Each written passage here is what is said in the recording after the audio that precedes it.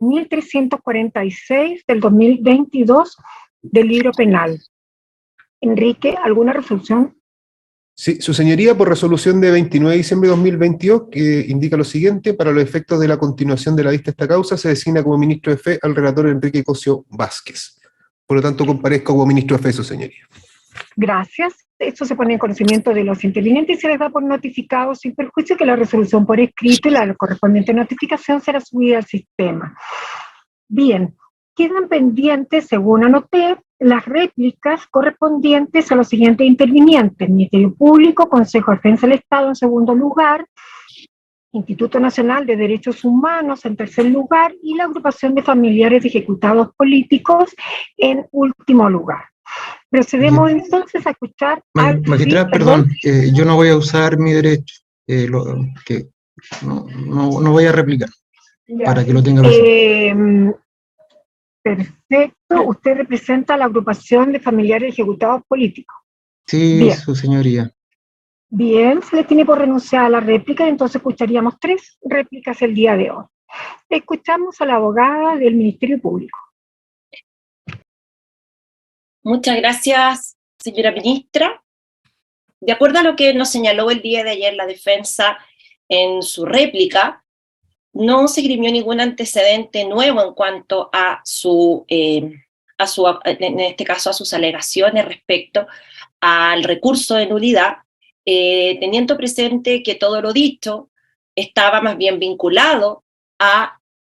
aquellos antecedentes respecto de los cuales ya se pronunció la Corte Suprema en cuanto a la infracción al artículo 373, letra A del Código Procesal Penal, o al menos esas fue las argumentaciones que estableció este día la defensa en cuanto a lo mismo. Sin perjuicio de ello, el Ministerio Público entiende que en orden a las alegaciones realizadas por la defensa en la réplica, no se advierte imparcialidad de los jueces que resolvieron el presente juicio. Para lo anterior hay que tener presente si, de acuerdo al razonamiento de la sentencia, hubo algún antecedente que diera cuenta de algún tipo de favorecimiento de alguna de las partes, lo cual, de acuerdo a todos los antecedentes expuestos de la sentencia, no se advierte. Así tampoco entiende el Ministerio Público que se advierte en la redacción de la sentencia ninguna decisión judicial adoptada y motivada fuera de razonamiento jurídico, es decir, conforme a derecho. Como se señaló días atrás, en la sentencia se cumple a cabalidad lo previsto en el artículo 297, que precisa el límite respecto del cual deben los tribunales realizar la valoración de la prueba, y conforme lo anterior, entiende el Ministerio Público que ésta se realizó conforme a estos parámetros. Es decir, se estableció respecto a los principios de la lógica, las máximas de la experiencia y los conocimientos científicamente afianzados. No se explica por parte de la defensa de qué forma todos estos principios y límites que tienen los sentenciadores fuera sobrepasado o superado en la redacción de la sentencia. Por otra parte, en la redacción de la misma no se advierte ninguna posición tomada respecto a estos hechos por parte de los sentenciadores, ni tampoco se acreditó ningún interés directo, ni tampoco preferencia, ni tampoco pudo precisarse que estos jueces estuvieran involucrados en este litigio. El acápite referido con respecto al conocimiento del estallido social es un hecho público y notorio, que fue alegado y referido por todos los intervinientes en esta causa. Hay que hacer presente, señoría, como premisa principal, que el concepto o lo acontecido como estallido social no fue parte de la prueba, no fue parte de la exigencia de rendición de prueba, y en este sentido entiende el Ministerio Público que la alusión que el tribunal hace en la sentencia o lo anterior es para fijar o establecer un contexto que incluso fue referido por todos y cada uno de los testigos que asistieron a este juicio oral, relatando que estos hechos se producen en un contexto histórico conocido por todos como estallido social. A ese respecto, señoría, solicito autorización para leer extractadamente 2 sentencias de la Corte Suprema, una de la Corte Suprema y la Corte de Antofagasta. La primera de ellas, la abogada, sí, autorizada para leer en lo pertinente, nos indica el rol y si acaso se encuentra ejecutoriada la sentencia de la Corte de Apelaciones. Sí, gracias, señora ministra. La de la Corte Suprema es la correspondiente a la ROL 20.888 del año 2019, de 6 de septiembre del mismo año. En el considerando sexto refiere que tal explicitación de agravios no logra demostrarse. En efecto, no se divisa los efectos de la pretendida anulación del fallo, la manera como el juez de garantía se habría alejado de su rol de tercero ajeno al pleito y se habría apartado de las exigencias de la imparcialidad, colocándose a través de circunstancias externamente apreciables en una posición evidenciadora de prejuicios hacia el imputado. Asimismo, la Corte de Apelaciones de Antofagasta, del rol 107-2015, de 12 de mayo del año 2015, en su considerando octavo, refiere que, como primera cuestión, debe indicarse que recurrir al expediente del hecho público y notorio es una cuestión que acepta el Código Procesal Penal. Así, el artículo 276, inciso primero, manda excluir del juicio oral las pruebas que tuvieran por objeto acreditar hechos públicos y notorios. Sin embargo, eso nos lleva a determinar si estamos ante un verdadero caso de hecho notorio, si puede recurrirse a este expediente en la forma que lo han hecho los sentenciadores y, finalmente, si la argumentación que se efectúa a su respecto es suficiente en términos de legitimidad. En términos simples, hechos notorios son aquellos conocidos por una comunidad determinada en un momento también determinado, dentro de los cuales algunos distinguen una subcategoría, los hechos notorios judiciales, es decir, los que el juez llegó a saber de un modo confiable en relación con su actividad oficial. Esto, su señoría, guarda directa relación con las argumentaciones referidas por la defensa, tanto en sus alegaciones principales como en la réplica. Con respecto a la vulneración de garantías en cuanto a la forma y circunstancias de la toma de declaración del acusado hoy condenado, sostiene nuevamente el Ministerio Público que respecto a este no se produce ninguna vulneración de garantías. Es necesario señalar que ya se hizo lectura a las partes pertinentes de la sentencia, donde se hace la valoración del tribunal que da cuenta de la lectura de derechos conforme al estatuto de los imputados al momento de prestarse declaración, así como también el propio tribunal da cuenta de que no hubo ninguna forma involuntaria de asistencia, en este caso del imputado, a prestar declaración a la Fiscalía, ni tampoco fue compelido por la fuerza a prestar dicha declaración ante la fiscal del caso y uno de los oficiales investigadores. A ese respecto, el Ministerio Público solicita autorización para leer extractadamente dos sentencias de la Corte Suprema que apuntan a los argumentos ya referidos para sostener lo anterior. Gracias. Muchas gracias. Sería Corte Suprema en el rol 2865-2019, de fecha 28 de marzo del año 2019, en lo que refiere. En consecuencia, al no haberse verificado en la especie falta de lectura de derechos o que el encausado haya sido compelido por medios coercitivos a prestar su declaración, no resulta posible concluir que se haya vulnerado su derecho a guardar silencio y a ser asistido por un letrado, toda vez que, conforme a lo que se ha señalado, el impugnante renunció a dicha asistencia de manera informada. Segundo de estos fallos es Corte Suprema, rol 15389-2022, de fecha 27 de julio del año 2022, refiere en el considerando 12º a mayor abundamiento, como uniformemente ha resuelto esta Corte, el derecho a guardar silencio es renunciable, y si bien la presencia de un abogado defensor tiene por finalidad garantizar que la declaración se prestó de manera deliberada y consciente, esto es, que fue fruto de una decisión libre e informada, no es la única forma como se puede demostrar aquello, pues su voluntad, en el sentido indicado, puede ser aclarada en la audiencia de juicio por otras vías. ¿Qué es lo que sostiene el Ministerio Público habría sucedido en la especie en esta causa? Finalmente, y en relación al perjuicio que podría haber indicado la declaración de este acusado, en esa oportunidad imputado en las actuaciones, el tribunal también hace una alusión en esta misma sentencia, en el considerando número 19, señalando que voy a solicitar autorización para leer lo pertinente. Lugar. Gracias, magistrado. Dice, a mayor abundar en cuanto al valor de la declaración prestada a la investigación por el acusado, lo cierto es que aquella no reviste ninguna relevancia procesal para acreditar la imputación, pues únicamente trató de exculparse de toda responsabilidad, señalando en lo medular que disparó a la carabina en un ángulo de 45 grados haciendo parábola, que no vio dónde impactó el proyectil, ni tampoco vio a ninguna persona lesionada ni pidiendo auxilio, además de otras aseveraciones tendientes a justificar su actuar, tales como que no tenía capacitación en el uso teórico y práctico de la arma ni el control del orden público, por dedicarse a tareas administrativas, razón por la cual, al no tener valor probatorio dicha declaración, ningún perjuicio puede causarle ni se visualiza entonces la trascendencia del supuesto vicio de nulidad que pretende la defensa. Más adelante, esta misma sentencia refiere que además Maturana acomodó y tergiversó los hechos de modo tal que contradecía incluso los registros audiovisuales que de manera objetiva los evidenciaban, así como mostraban su intervención en el ilícito. Con respecto a la tercera de las argumentaciones que realiza la defensa en sus alegaciones de réplica, nuevamente, en cuanto a la vulneración de la falta de registro, así como de las actuaciones autónomas de la policía, la defensa ha hecho una referencia a que esta investigación se realiza de forma descontrolada, lo que tiene, por supuesto, un significado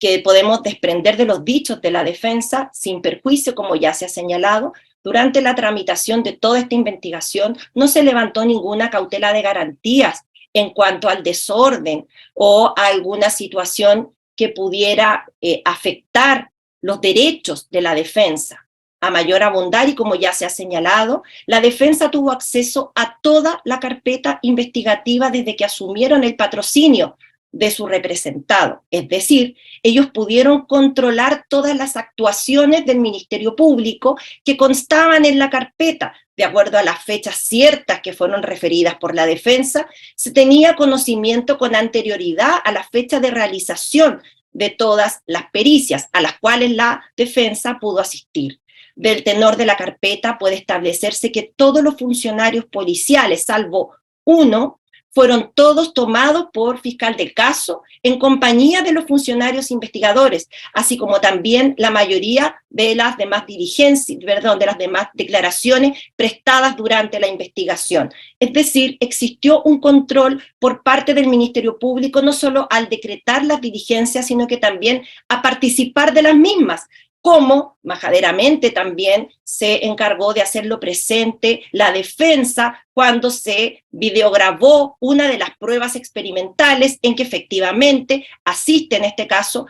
la persecutora de esta causa y que se encontraba mirando cómo se realizaba la pertinente diligencia, respecto de la cual todos los jueces, así como los intervinientes, pudieron tener el control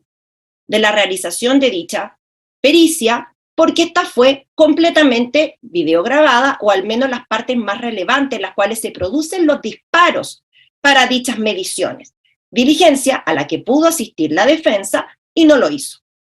Particularmente me refiero a la del mes de octubre, que es la que corresponde al proyectil incriminado.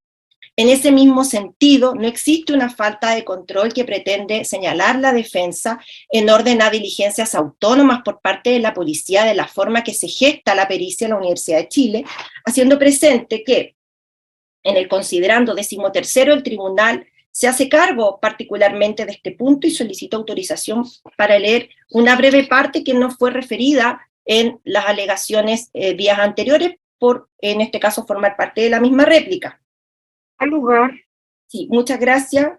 ministra presidenta. Considerando 13º carácter dinámico de la causa y la investigación, el subcomisario Lizama, oficial a cargo de la Unidad de Derechos Humanos, en términos generales, dijo que a contar del 18 de octubre de 2019, su brigada recibió un número importante de denuncias acerca de personas lesionadas con escopetas antidisturbios o carabinas lanzagases. Sin embargo, había escasa información respecto al comportamiento balístico de este tipo de armamento y las eventuales consecuencias lesivas que la munición disparada con este podría producir al impactar en el cuerpo de las personas, razones por las cuales el Ministerio Público decretó diligencias que tenían por objeto identificar los tipos de munición, cómo se comportaban los efectos del impacto en una persona y además asegurar con el mayor grado de fidelidad posible la munición que se utilizó en el sitio del suceso. Sin embargo, en la CRIM, sección balística, había informado que no existía suficiente literatura o información de carácter forense que permitiera dar respuesta a dichos problemas investigativos,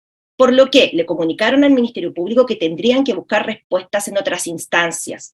Más adelante este mismo fallo refiere que, por las razones aludidas, recurrieron a la Facultad de Ciencias Físicas y Matemáticas de la Universidad de Chile, donde plantearon los problemas investigativos y las necesidades referidas en una reunión que se llevó a cabo el 4 de marzo, en dicha facultad a la que asistió la fiscal Paola Zárate, la jefa de la brigada prefecta Carolina Namor, el jefe de agrupación Ministerio Público subprefecto Rodrigo Reyes, el inspector Giovanni Villalobos, la perito Jimena González de la sección balística de la CRIM y él, con los señores Nicolás Mujica y Rodrigo Soto, profesores de esa facultad. Eso es lo que respecta a este punto. Así también, más adelante, en este mismo fallo, se refiere que en relación con la pericia de los profesores de la Universidad de Chile, la defensa formuló cuestionamiento al origen y diseño de las campañas, y en especial a la participación de los peritos, con el propósito de afectar la acreditación e imparcialidad, planteando que tomaron conocimiento de los hechos previamente, a fin de planificar este peritaje. El tribunal refiere que no aparecen persuasivas, en este caso las argumentaciones de la defensa, desde que tanto el subcomisario Lizama como los profesores Soto y Mujica fueron contentes en relatar en detalle, a solicitud de la misma defensa, cómo se gestó la participación de estos en las campañas experimentales y la definición de los objetivos de la pericia desde su ciencia. Así, Lizama explicó que se llegó a la Universidad de Chile por una instrucción que recibieron de la Fiscalía Alta Complejidad Centro Norte en otra investigación para tomar declaración a profesores del Departamento de Química, que habían hecho un estudio solicitado por los médicos del Hospital Salvador. Más adelante señala que precisó que él, junto al fiscal Francisco Ledesma, contactaron a esta facultad a través del profesor Jorquera. Más adelante señala quien efectuó coordinaciones internas y pudieron conocer a los profesores Mujica y Soto, a quienes manifestaron una necesidad en términos de la investigación y la imposibilidad que dicha necesidad sea cubierta por la CRIM de la PDI. Después de esto, la primera reunión con el fiscal Ledesma fue por materias generales y fundamentales en relación a postdisturbios, luego al entender la disponibilidad de medios tecnológicos que dicha universidad tiene, y antes de cualquier gestión relacionada con esta causa, se lo manifestaron a la fiscal, luego se realizó una reunión cuyo registro se encuentra en el informe 4582.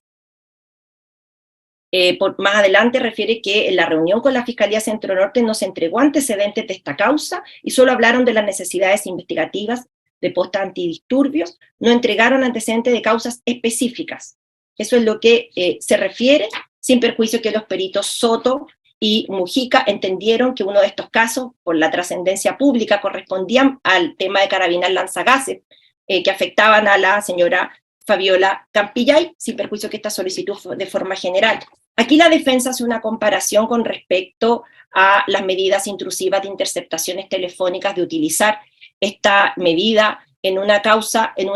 una investigación diversa por una fiscalía diversa. Entendemos, sus señorías, que esta comparación resulta para nada relacionada con la materia de esta causa. Hay que hacer presente que el diseño específico de esta campaña experimental tuvo su origen en la reunión técnica que se produce con la fiscal de esta causa,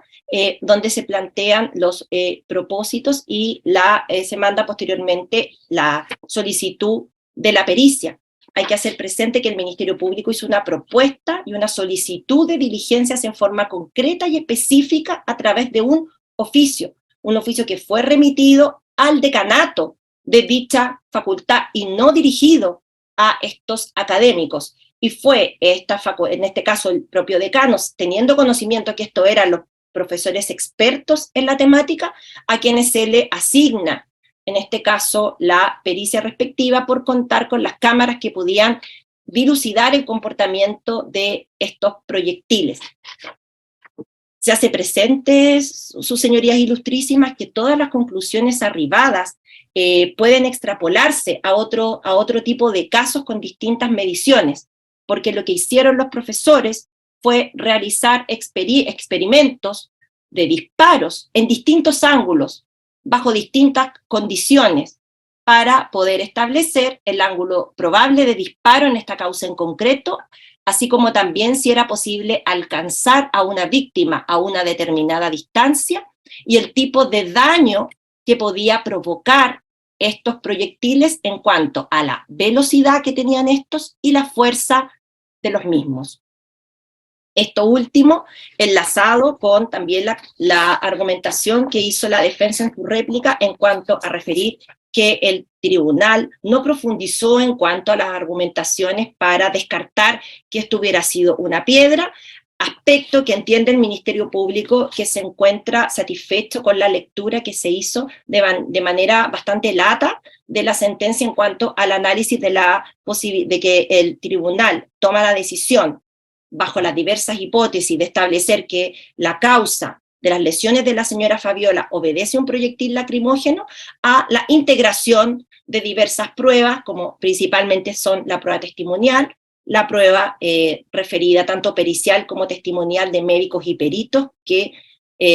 toman contacto directo con la señora Fabiola, los hallazgos en el sitio del suceso que la posicionan en un lugar específico, las pruebas audiovisuales, videos de las cámaras de 2 funcionarios policiales que se encontraban en el sitio del suceso y que establece la dinámica de estos hechos que se vio en forma pormenorizada respecto a estos mismos videos, los análisis en cotejo con las grabaciones de SENCO, es decir, las comunicaciones radiales que paralelamente se estaban produciendo al momento de la grabación, es decir, también en base al análisis de la triangulación de la información, del contenido del video como del contenido de las comunicaciones radiales, porque debemos hacer presente que en un momento de la grabación se corta la grabación audiovisual por parte del capitán Fernández, justo en el momento en que se da inicio a los disparos con las carabinas lanzagases. Y en ese intertanto, el audio radial refiere que ya habría pasado el tren, que era la razón por la cual el piquete policial se encontraba en dicho lugar, y todo ello aparece de manera descrita en el fallo referido. Finalmente, lo que respecta a la declaración de doña Karina Sosa, la defensa comete un pequeño error al momento de referir en su réplica los dichos de esta testigo. Efectivamente, la defensa hace una transcripción del audio de dicha declaración, mas no lo refiere en forma copulativa, sino que lo refiere solo como forma opcional las distintas posibilidades ante las cuales Carabineros puede hacer el uso de la fuerza, recurso que por supuesto su señoría tienen a su disposición.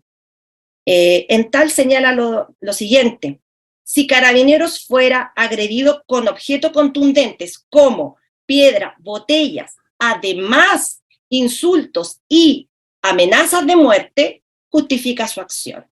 Es decir, la testigo da cuenta de una situación con requisitos copulativos, no alternativos, como fue lo que planteó la defensa en su réplica, y ello se desprende del simple sentido de la lectura de esta parte del párrafo. Después ya refiere, esto está dentro del modelo de uso de la fuerza. Sin perjuicio de ello, esta misma sentencia más adelante refiere, como ya se señaló en la audiencia anterior, que debe utilizarse este mecanismo de escopeta lanzagases preferencialmente como un arma de tipo defensiva, y de acuerdo a los antecedentes y al análisis que hace el Tribunal de la Prueba, tal situación no se estaba produciendo en dicho lugar. Se establece la existencia de un lanzamiento con interrupciones de piedras hacia funcionarios policiales, piedras que bajo ninguna perspectiva alcanzaron a ninguno de los funcionarios policiales, llegaban a una velocidad reducida a los pies de los funcionarios policiales, como sus señorías ilustrísimas podrán advertir de la sola visualización de los videos que fueron acompañados y presentados en este juicio. Se hace presente también, como ya se señaló, el día que se hicieron las alegaciones, y para ello solicito autorización para leer respecto al considerando 16º un pequeño párrafo. Al lugar. Sí. uno de los relatos, que en este caso es del señor Loyola, que era el capitán de carabineros a cargo de la unidad que era la 62 comisaría, que también se encontraba en el lugar de los hechos, aseveró que para que una fuerza contraria salga del lugar, es lógico que tienen que ser superados en números o agresividad. Había una agresividad de la masa de manifestantes, a raíz de eso se replegaron carabineros del sector. Para el tribunal esta afirmación del Loyola es notable, porque revela que la decisión de Fernández de replegarse después del tercer disparo de Maturana no obedeció a la lógica, porque, según la evidencia audiovisual, no había ni masa de manifestantes, multitud o muchedumbre, ni tampoco un nivel de agresividad mayor al lanzamiento de piedras, que en todo caso no existía al momento de iniciarse el repliegue policial, e insultos que pusieran en peligro la integridad del personal. Y también con respecto a los dichos de la señora Sosa, ella refiere en el considerando número 17, para lo que solicito autorización brevemente para leer algunos párrafos en relación a este testigo. Al lugar. Gracias, pues, ministra Presidente, disculpe. Karina Sosa señala que a 45 grados hacia arriba para que forme una parábola, para que el tiro de esa cápsula no salga directo. No conoce ningún otro tipo de uso. Y en ese mismo sentido, esta forma de uso es referida por todos los funcionarios policiales. Asimismo, en este mismo considerando, más adelante ella refiere, respecto de los funcionarios, añadió, se hicieron todos los esfuerzos en la medida de sus recursos para derivar esta información a todos ellos a través de la página web interna o intranet, a propósito de la comunicación de circulares e instrucciones. La testigo dijo que la bajada de esta información se produce con la emisión de una orden general y se va pasando por los distintos niveles institucionales.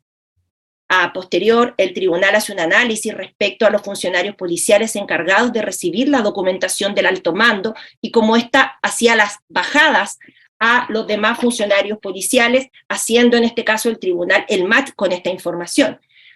Por otro lado, doña Karina refiere después, afirmó que en la institución está todo escrito. Después señala que estos manuales, órdenes generales y protocolos son obligatorios para los funcionarios. Es como la ley, se entiende conocida por todos y deben cumplirse, de lo contrario generan responsabilidad administrativa y penal. Finalmente, ella refiere que el conocimiento de estas instrucciones recae en el subcomisario de los servicios y la tuición de todo del comisario, por lo que resulta imposible que el entonces capitán Maturana no conociera esta normativa que había sido difundida y comunicada a cada unidad policial y a todo carabinero hasta el último grado, como explicó la general Sosa, desde marzo de 2019, fecha de la última actualización. Así el tribunal a continuación señala, así de los testimonios descritos avalada con los documentos de los que se ha hecho alusión, se desprende que Maturana Ojeda estaba autorizado para usar carabina lanzagases en conocimiento de las circulares, manuales y protocolos, a los cuales tenía fácil acceso a través de la intranet institucional. Además, contaba con la competencia y experiencia que implica su grado para el uso de dicho armamento, y con ello sabía que no podía disparar directamente a las personas en un ángulo horizontal porque podía causar graves lesiones, y que la forma adecuada de uso era en 45 grados, formando una parábola para evitar precisamente provocar daño y lesiones a las personas. Finalmente, en este mismo considerando, el tribunal refiere la concreta aptitud lesiva de esta conducta y del instrumento con el que se produce. Su señoría ilustrísima, todo lo ya referido, no viene sino a reforzar las alegaciones realizadas por esta parte en la segunda audiencia, con el propósito de que se rechace el recurso presentado por la defensa y se mantenga entonces la sentencia que se impuso en este caso al señor Patricio Maturana Ojeda. Muchas gracias. Escuchamos ahora el Consejo de Defensa del Estado. Muchas gracias, su señoría ilustrísima. Con su venia vengo a hacer uso del derecho a réplica. Voy a ser bastante conciso, en tanto el Consejo de Defensa del Estado coincide en todo lo señalado por parte del Ministerio Público, lo cual hace sus argumentos propios. Solamente, su señoría ilustrísima, haré referencia a dos situaciones. En primer lugar, respecto, y teniendo en consideración que hemos sido emplazados respecto a la omisión de la contestación de la demanda civil, la defensa, su señoría, en este aspecto incurre en una imprecisión, señalando de que el tribunal no tuvo en consideración o no valoró la contestación de la demanda civil realizada en una sede distinta a la penal, la que, como su señoría ilustrísima sabe, tiene una naturaleza distinta, tiene otra finalidad, otro requisito a probar, donde existe una demanda donde no solamente existe una demandante, sino que son varios demandantes, con pretensiones propias, basadas en circunstancias distintas a las que afectó a la señora Campillay, que además describen hechos de una manera distinta a la formalización y a la acusación del Ministerio Público, en especial de los demás creyentes y del Consejo de Defensa del Estado. En esa contestación se señala efectivamente que se hace una negación general de esos hechos señalados en la demanda, y explícitamente se refiere que se hace para efectos de la prueba, su señoría ilustrísima. Que como ustedes bien, su señoría ilustrísima, tienen conocimiento, tienen una finalidad probatoria respecto a todos los hechos señalados en esa sede.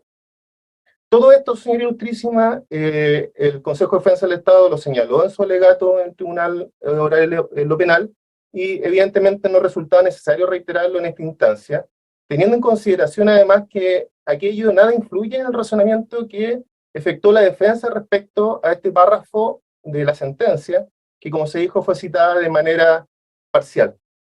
Además, tal como lo señala el fallo, nada influye en los dispositivos del mismo. El fallo resuelve con base a lo que aconteció en el contexto preciso ocurrido ese día 26 de noviembre del año 2019 en la población Cinco Pinos, específicamente en la esquina de Portales con Fermín Viaceta, cercano al pasaje del Guido. Y no es efectivo, señora ilustrísima, que, y así se encuentra acreditado la causa, que no haya sido valorado por el tribunal. Así se encuentra explícitamente señalado considerando 19º. En cuanto señala que respecto a la contestación de la demanda civil, se señala, si me permite leer brevemente, señoría, lo pertinente. Al lugar. Muchas gracias. Abro comillas, dado que dicho instrumento solo constituye alegaciones o apreciaciones fácticas que eventualmente serán sometidas a prueba en un proceso civil y por lo mismo en nada inciden en la valoración probatoria en sede penal. Valoración de la prueba, cierro comillas, señoría ilustrísima. Por lo tanto, la valoración de la prueba existe. Cuestión distinta es que la defensa no esté de acuerdo a sus conclusiones.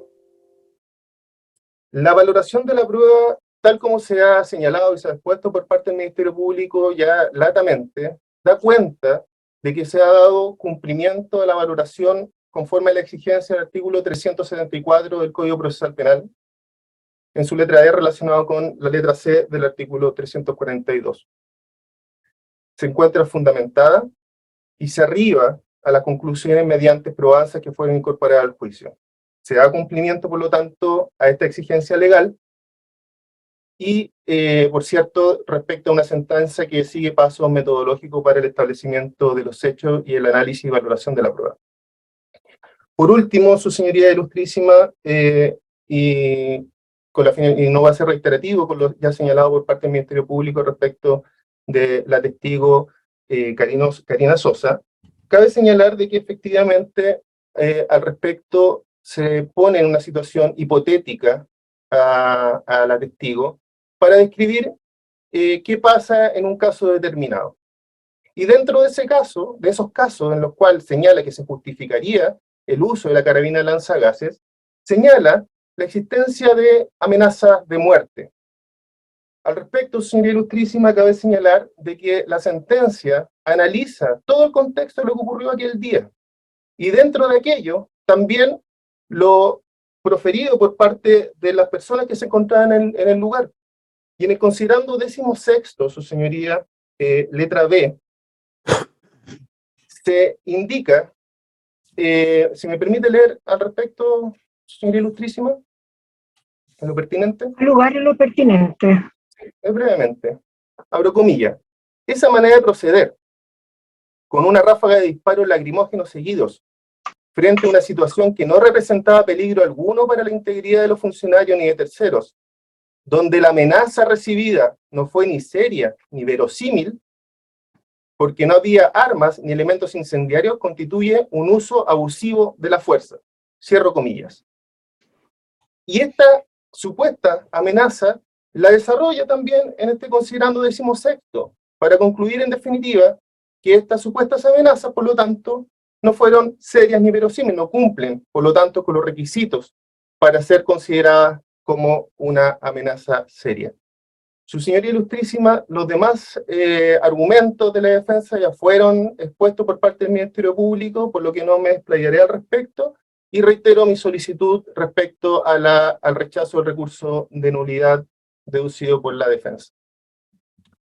Gracias. Escuchamos ahora al abogado del Instituto Nacional de Derechos Humanos. Muchas gracias, su señoría ilustrísima. También haciendo uso del derecho a réplica y haciendo evidentemente mías las alegaciones que ha vertido en esta audiencia tanto el Ministerio Público como el Consejo de Defensa del Estado, vengo a señalar lo siguiente, a modo para ser bien sintético. Su señoría, tal como se ha señalado en esta audiencia, lo aseverado en la réplica por la defensa es casi idéntico, si no, digamos, la misma alegación que ha hecho en su alegato de nulidad. Y ella deja en evidencia o da cuenta dónde se dirige el reproche realizado a la sentencia. Esto es al establecimiento del hecho delictivo y a la calificación jurídica de acuerdo a las pretensiones tanto del Ministerio Público como el resto de los acusadores que hizo el Tribunal de Juicio Oral en lo Penal de San Bernardo. Tal como ha señalado el Ministerio Público, su señoría ilustrísima, entendemos que no hay infracción a garantías fundamentales, no hay sesgo en la sentencia, existe una detallada fundamentación del por qué se tienen acreditados los hechos o el hecho de la manera en que se hizo. No existe vulneración a garantías del imputado ni al deber de registro, según lo establecido en el artículo 181 del Código Procesal Penal. Tampoco hay una vulneración a la razón suficiente en la sentencia, ni a la lógica, ni a las máximas de la experiencia, ni a los conocimientos científicamente afianzados,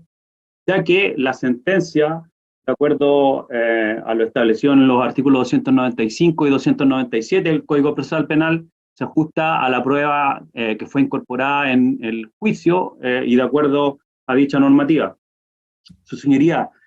también, y respecto de la réplica, olvida la defensa que presentó prueba tendiente a restarle mérito a las pericias de cargo, y ella fue totalmente desechada en la sentencia arribada por el Tribunal de Juicio Oral en lo Penal de San Bernardo, y dichas pericias fueron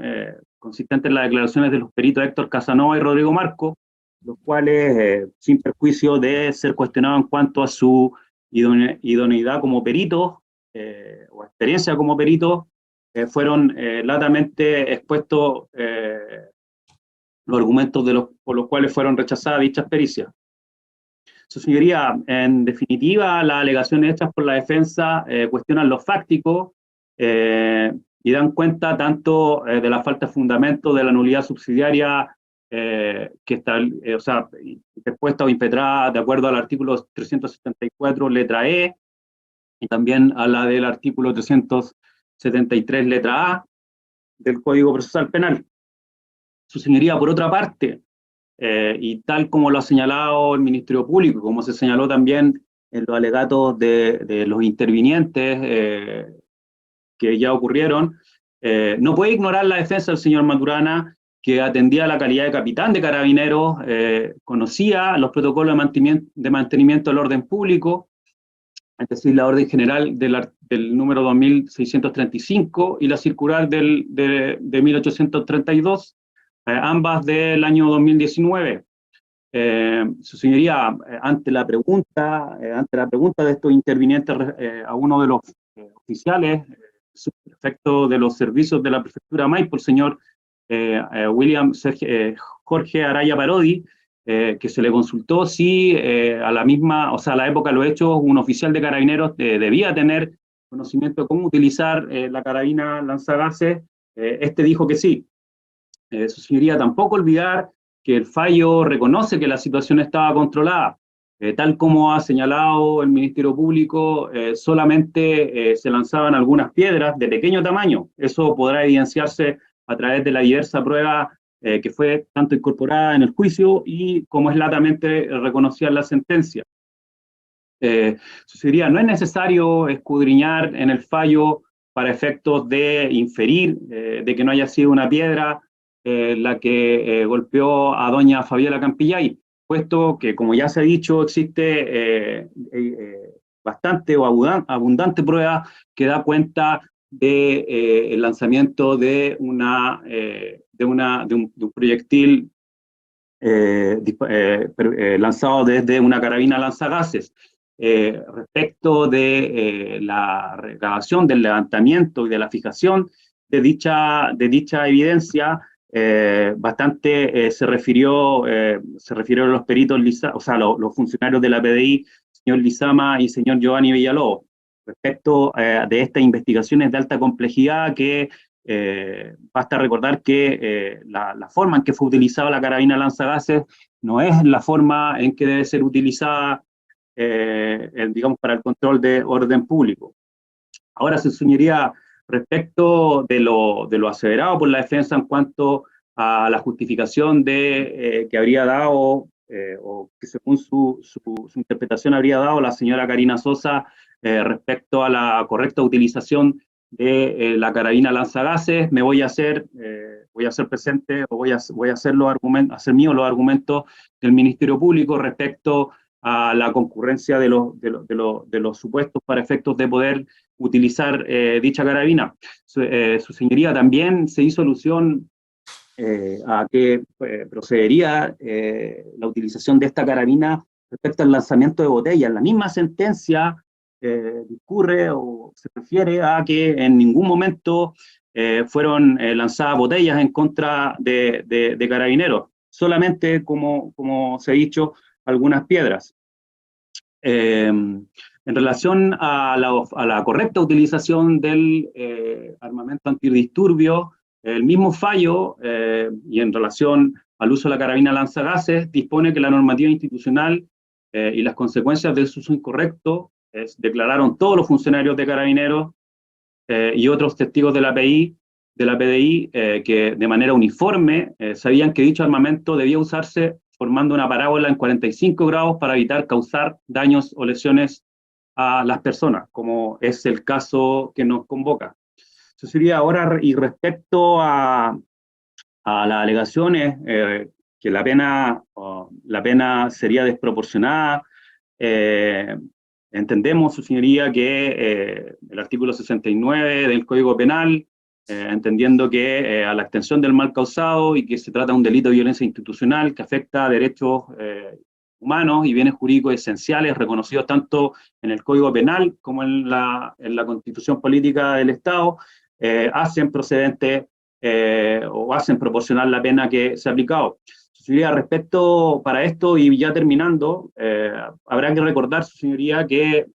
ilustrísima, que el doctor Patricio Muñoz dijo que por el traumatismo y el estallido de ambos ojos se afectó el olfato, además porque se fracturó todo lo que es el piso craneal de doña Fabiola Campillay, que es donde discurre el nervio olfatorio, lo que tiene que ver mucho también con la percepción del gusto. Su señoría, rogamos tener todos sus antecedentes presentes para efectos de rechazar, digamos, todas las causales por las cuales fue interpuesto el recurso de nulidad y declarar que la sentencia definitiva dictada por el Tribunal de Juicio Oral en lo Penal no es nula. Eso es todo cuanto puedo alegar. Muchas gracias. Entonces, habiendo concluido las réplicas, no existiendo rectificaciones de hecho, bien, se pone término a la vista de la causa, se fija para la comunicación de la sentencia la audiencia del 18 de enero próximo. Bien, se encuentra ese plazo establecido en la ley, de manera que se hará cumplimiento al mismo. Muchas gracias, hasta luego, que tengan buena tarde. Que estén muy bien. Muchas gracias, Presidenta, que estén muy bien. Hasta luego, que estén todos muy bien. Hasta luego. Recording stopped. Bien.